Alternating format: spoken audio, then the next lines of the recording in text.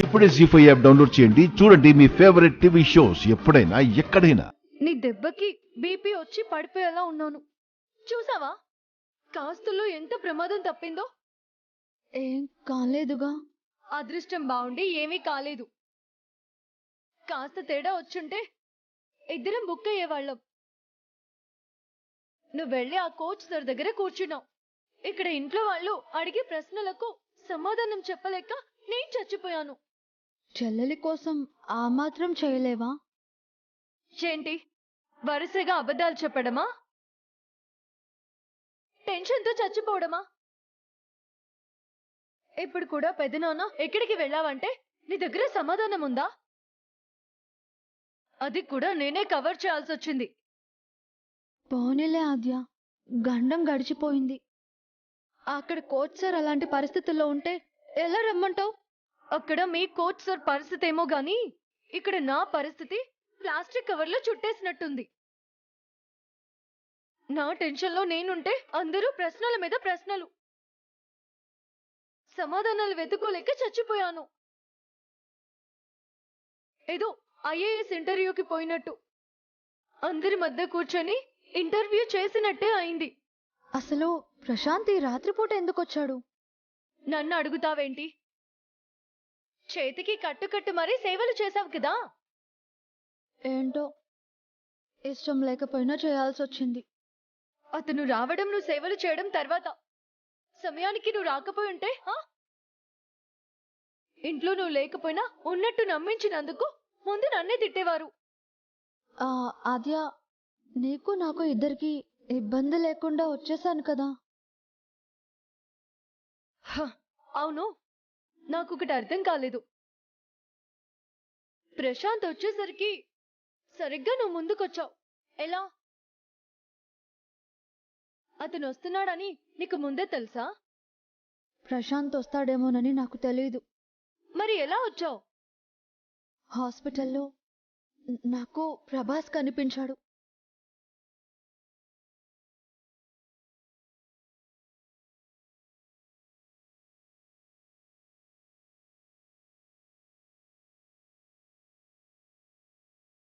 ప్రభాస్ కనిపించాడా? అతనెందుకు వచ్చాడు? అతనికి ఏం పని అక్కడ? తెలీదాద్య, కానీ నేను తనని చూశాను.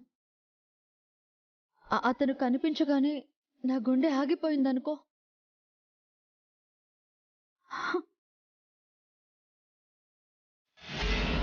చెప్పాల్సిన వాడికి చెప్పాను. చూడకూడనిది వాడు చూశాడు. చూశావుగా వాడి ఆవేశం. ఇప్పుడు వాడు నేరుగా ఆ రఘురామ్ ఇంటికి పోతాడు, అంతేగా? పోవడం మాత్రమే కాదురా, నాకిచ్చి పెళ్లి చేస్తానన్న నీ కూతురు అక్కడ మరొకడికి సేవలు చేస్తుంది. ఇదా నీ పెంపకం, ఇదా నీ పెద్దరికం అని గోల గోల చేస్తాడు.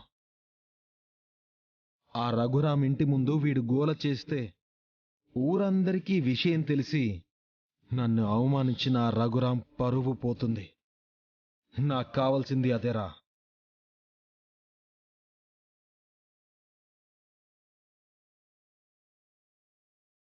అయ్యయ్యో, ఇప్పుడు నన్ను వీడు సార్తో చూశాడంటే నాన్న మీద పగతో ఊరందరికీ తెలిసేలా గొడవ చేస్తాడే. ఇంకా నేను ఇక్కడుంటే వీడు నన్ను చూసేస్తాడు. నా గురించి వాడికి తెలియటం కాదు, ఇలాంటి వాడి వలన మా నాన్న పరువు పోయే పరిస్థితి రాకూడదు. ప్రభాస్ నాకు కనిపించగానే నన్ను కోచ్ సార్తో చూస్తే ఎక్కడ నాన్నకి ఫోన్ చేసి చెప్తాడోనని, ఎంత గొడవ అవుతుందోనని భయపడి పాపం కోచ్ సార్ని అలాగే వదిలేసి వచ్చాను. మొత్తానికి ఆ ప్రభాస్ నిన్ను చూడలేదు కదా. చూస్తే ఇల్లు ఇంత ప్రశాంతంగా ఉండనిచ్చేవాడా? ఏమోలే, అతను అక్కడ కనిపించాడు కాబట్టి ఇక్కడ ప్రశాంత్ వచ్చేసరికి నువ్వు ఇంటికి రాగలిగావు. పాపం కోచ్ సార్ అక్కడ ఎలా ఉన్నాడో ఏంటో. అక్కడ కోచ్ సార్ సంగతి తర్వాత. ఇక్కడ పెద్ద ప్రాబ్లం నుంచి బయటపడ్డాం, దానికి సంతోషించు. ఎందుకు ఆద్య నువ్వు అంత టెన్షన్ పడుతున్నావు? నేనున్నాను కదా.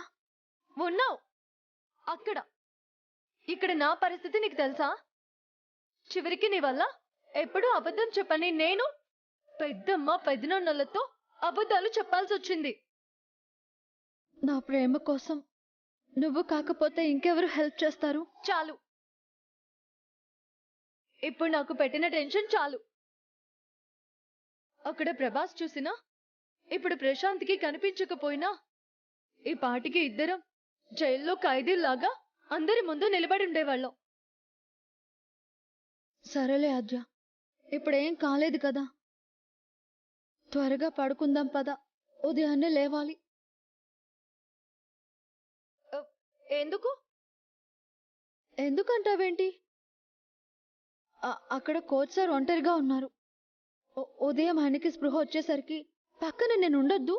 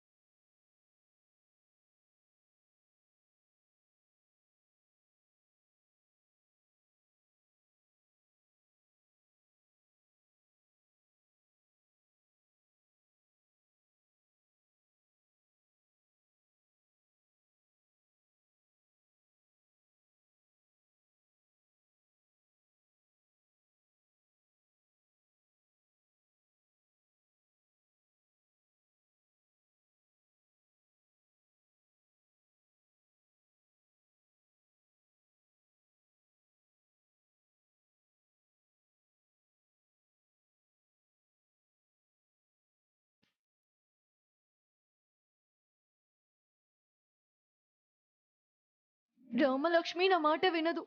రాత్రంతా కాపలా కాసినా తను వెళ్లకుండా ఆపలేను. ఉదయాన్నే రామలక్ష్మి కనిపించలేదు అంటే ఇంట్లో వాళ్ళకి సమాధానం చెప్పలేను. 4 గంటలకి వెళ్లకుండా ఎలా ఆపాలి?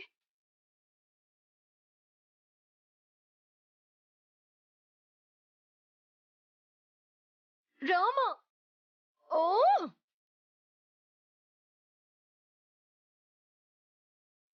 జీ5 యాప్ డౌన్లోడ్ చేసి అన్ని ఎపిసోడ్స్ పూర్తి ఉచితంగా చూడండి.